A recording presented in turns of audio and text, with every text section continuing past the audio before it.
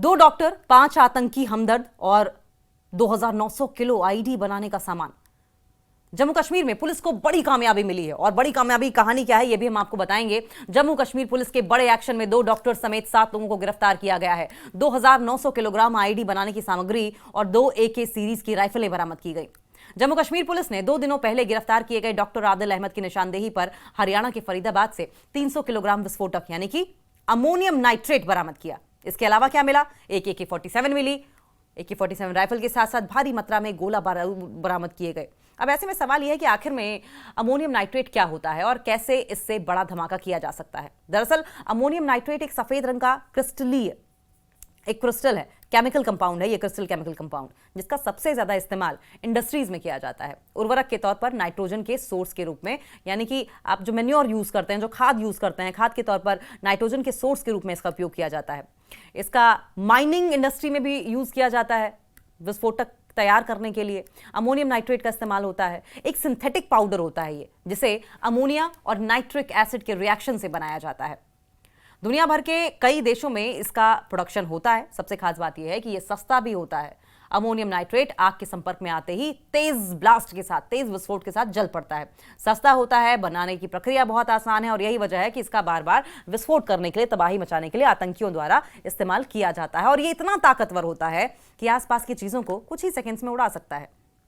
सिर्फ 150 kilo ammonium nitrate से 2 से 3 किलोमीटर तक तबाही मच सकती है।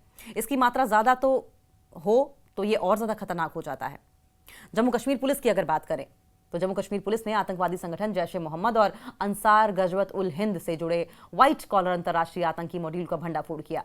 आतंकवाद रोधी अभियान में एक बड़ी सफलता हासिल करते हुए जम्मू कश्मीर पुलिस ने प्रतिबंधित मतलब इस पर बैन लगा हुआ है। पुलिस ने प्रतिबंधित बैंड आतंकी संगठनों जैसे कि जैश-ए-मोहम्मद हो गया और अंसार गजवत उल हिंद हो गया, इससे जुड़े एक अंतर्राष्ट्रीय आतंकी मॉड्यूल का भंडाफोड़ किया है। जम्मू कश्मीर पुलिस के बड़े एक्शन में 2 डॉक्टर समेत 7 लोगों को गिरफ्तार किया गया। 2900 किलोग्राम आईडी बनाने की सामग्री और 2 AK सीरीज की राइफलें भी बरामद की गई। उसके बाद आतंकी मददगारों पर शिकंजा कसा गया। कई धाराओं में केस भी दर्ज किए गए। इस कैंपेन के तहत जम्मू कश्मीर और दूसरे राज्यों में समन्वित तलाशी के दौरान प्रमुख आतंकवादियों की गिरफ्तारी भी हुई और हथियारों, गोला बारूद और विस्फोटकों का एक बड़ा जखीरा बरामद हुआ।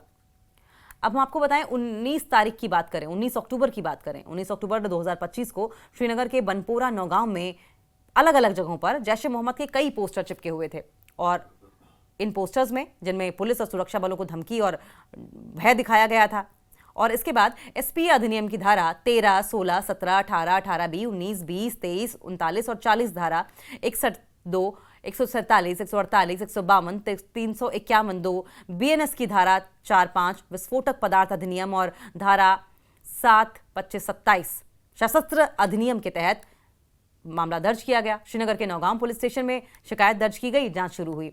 फॉरेन फंडिंग और सीमा पार से ऑर्डर की भी जानकारी मिल रही है।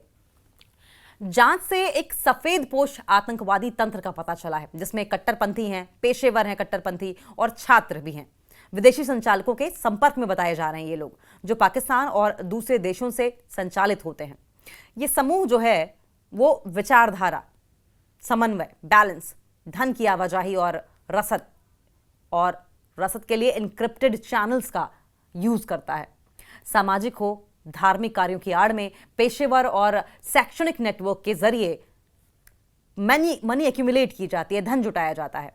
आरोपी व्यक्तियों की पहचान करने, उन्हें कट्टरपंथी बनाने, आतंकवादी समूहों में भर्ती करने, धन जुटाने और रसद की व्यवस्था करने, हथियार, गोला बारूद और आईडी तैयार करने की सामग्री खरीदने में शामिल पाए गए हैं। और जब इन्वेस्टिगेशन हुई तो जांच के दौरान गिरफ्तार हुए लोग जो हैं उनके बारे में क्या जानकारी मिली। देखिए, आरिफ निसार डार उर्फ साहिल, निवासी कहां का? नौगाम का। नौगाम श्रीनगर में है। यासिर उल अशरफ, ये भी नौगाम श्रीनगर का रहने वाला है। मकसूद अहमद डार, इसको हम शाहिद के नाम से भी जानते हैं, ये भी नौगाम श्रीनगर का रहने वाला है। वहीं मौलवी इरफान अहमद, वो मस्जिद के इमाम बताया जा रहा है कि मस्जिद का इमाम है, ये शोपिया का रहने वाला है। जमीर अहमद अहंगर उर्फ मुतलाशा, निवासी है वाकुरा गांदरबल का। डॉक्टर मुजम्मिल अहमद गनई, इसे हम मुसैब निवासी के भी नाम से जानते हैं, ये मुसैब के नाम से जानते हैं, कोइल का रहने वाला है। और अदीर निवासी वानपोरा कुलगाम में है ये जगह, इनका रहने वाला है। इसके अलावा कुछ और लोगों की भूमिका सामने आई है जिनकी तलाश करके उन्हें गिरफ्तार किया जाएगा। जांच के दौरान जम्मू कश्मीर पुलिस ने श्रीनगर, अनंतनाग, गांदरबल और शोपियां में कई जगहों पर, कई स्थानों पर, अलग अलग जगहों पर तलाशी अभियान चलाया। और इसी तरह जम्मू कश्मीर पुलिस ने हरियाणा पुलिस के साथ मिलकर, फरीदाबाद और उत्तर प्रदेश पुलिस के साथ मिलकर सहारनपुर में भी तलाशी ली। अब तक की जो इन्वेस्टिगेशन हुई है उसमें बहुत सारे आपत्तिजनक दस्तावेज बरामद हुए हैं, इलेक्ट्रॉनिक गैजेट्स बरामद हुए हैं, हथियार, गोला बारूद और आईडी बनाने का सामान भी मिला है। और क्या क्या मिला है? एक चीनी स्टार पिस्तौल मिली है गोला बारूद के साथ, एक बेरेटा पिस्तौल मिली है, ये भी गोला बारूद के साथ मिली है, AK-56 राइफल मिली है, गोला बारूद के साथ मिली है, एक AK क्रिंकोव राइफल मिली है, गोला बारूद के साथ मिली है। वहीं 2900 किलोग्राम आईडी बनाने का सामान भी मिला है। विस्फोटक, रसायन, अभिकर्मक, ज्वलनशील पदार्थ, इलेक्ट्रॉनिक सर्किट, बैटरी, तार, रिमोट कंट्रोल, टाइमर और मेटल की चादरें भी पाई गई हैं। धन के अगर प्रवाह की बात करें, मनी फ्लो की अगर बात की जाए, तो इसके संबंध में वित्तीय जांच जारी है। मनी कंट्रोल या कह लीजिए कि मनी का जो फ्लो रहा वो किस तरीके से जारी रहा, कौन जारी कर रहा था, कौन इसके किंगपिंग्स थे, कहां से आ रहा था, कौन रिसीव कर रहा था, इस पर अभी भी इन्वेस्टिगेशन चल रही है और सभी संबंधों का पता लगाया जा रहा है कि कहां से आ रहा था, कितने, कौन कौन इसमें जुड़े हुए हैं और शीघ्रता से उनका समाधान किया जा रहा है। ये जो इन्वेस्टिगेशन है संबंधित टीम के अथक प्रयासों और अथक दृढ़ संकल्प का प्रमाण है और ये एफर्ट्स ही हैं इन्वेस्टिगेशन टीम के कि इतना सब कुछ सामने आया है। जम्मू कश्मीर पुलिस आतंकवाद के अभिशाप को जड़ से मिटाने के लिए बहुत दृढ़ता से, प्रतिबद्धता से काम कर रही है और ऐसे में न सिर्फ जम्मू कश्मीर पुलिस बल्कि जो टेरर ऑर्गेनाइजेशंस हैं उन्हें खत्म करने के लिए जम्मू कश्मीर पुलिस कई बार सेना के साथ मिलकर जॉइंट ऑपरेशंस भी चलाती है। और हमने देखा है कि पिछले 2 दिनों में किस तरीके से जम्मू कश्मीर के अलग अलग इलाकों में ताबड़तोड़ इन्वेस्टिगेशन जारी रही, ताबड़तोड़ छापे मारे गए, ड्रोन्स का इस्तेमाल किया जाता रहा। ये जानकारी ली जाती रही कि जो लोग किसी भी तरीके से, चाहे UAP के मामला हो या फिर कोई और मामला हो, पाकिस्तान से या किसी पाकिस्तानी आतंकवादी के संपर्क में रहे हैं, उनके घरों में छापेमारी तो की ही गई, लेकिन साथ साथ उन लोगों के घरों में भी छापेमारी की गई जिनका किसी भी हाल में, किसी भी तरीके से आतंकवादियों से कनेक्शन रहा, आतंकवादियों को पनाह देने में कनेक्शन रहा, आतंकवादियों की मदद करने में कनेक्शन रहा। और इस बात को पुख्ता किया जा रहा है कि किसी भी हालत में ऑपरेशन क्लीन पहले चलाया गया, जम्मू कश्मीर से आतंकवाद की जड़ों को मिटा दिया जाए। देखिए, पड़ोस में पाकिस्तान है और पाकिस्तान एक ऐसा मुल्क है जो जम्मू कश्मीर में, घाटी में आतंक फैलाने से बाज नहीं आता है। तरह तरह के उसने अपने पैतरे बदले, साथ साथ पैतरों के साथ साथ तरीके बदले, तरीकों के साथ साथ डिजिटल उपकरणों का भी इस्तेमाल किया गया। डिजिटल उपकरणों के साथ साथ युवाओं को बरगलाया गया। युवाओं को बरगलाने के बाद कोशिश ये की गई कि मनी हवाला के जरिए यहाँ पर लाया जाए। स्टोन पेल्टिंग को बढ़ावा दिया गया। स्टोन पेल्टिंग को बढ़ावा देने के बाद ऐसा हुआ कि वहां पर लोगों को ब्रेन वॉश करने की कोशिश की गई, लेकिन धारा 370 हटी। उसके बाद जब धीरे धीरे आबो हवा वहां पर आने लगी, आबो हवा आने के बाद वहां पर जिस तरीके से शांति कायम हुई, स्टोन पेल्टिंग बंद हुई और लोग शिक्षा की ओर आगे बढ़ने लगे। शिक्षा की ओर आगे बढ़ने के बाद वहां पर इंडस्ट्रीज भी लगी और उसके बाद जिस तरीके से आपको ये भी बताएं कि जिस तरीके से हम वहां पर मौजूद शांति और युवाओं को हमने देखा है बदलाव हुई है और इसके मद्देनजर हमने देखा था कि किस तरीके से वहां पर आतंकवादी संगठनों का सफाया होना शुरू हो गया, आतंकियों का सफाया होना शुरू हो गया। और सफाई, ये जो आतंकियों की सफाई की गई, इसमें जम्मू कश्मीर पुलिस की बहुत बड़ी भूमिका देखने को मिली। और जिस तरीके से फरीदाबाद में ये सारा सामान मिला जम्मू कश्मीर पुलिस की मदद से, ऐसे में सवाल इस बात को लेकर भी उठाए जा रहे थे कि क्या जम्मू कश्मीर से, पाकिस्तान से होते हुए जम्मू कश्मीर बॉर्डर पार करके ये सारा का सारा सामान था वो फरीदाबाद पहुंचा, दिल्ली कैपिटल के इतने नजदीक।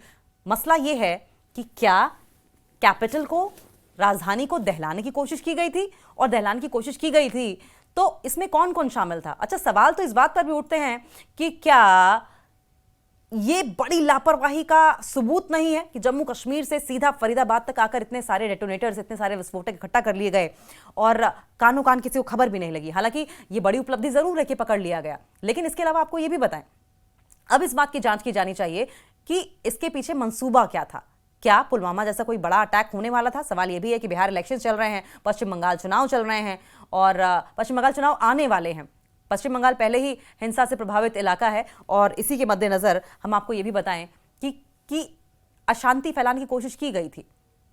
क्या और मंसूबे हो सकते थे, किस तरीके से और बर्बादी, किस तरीके से और मेहम क्रिएट करने का मोटिव था, ये वाकई पता लगाने वाला विषय है, जिस पर इन्वेस्टिगेशन एजेंसीज तमाम तरीके से जांच कर रही हैं। जम्मू कश्मीर पुलिस भी अलर्ट है और सुरक्षा के लिए बॉर्डर पर हमारे जवान भी अलर्ट हैं।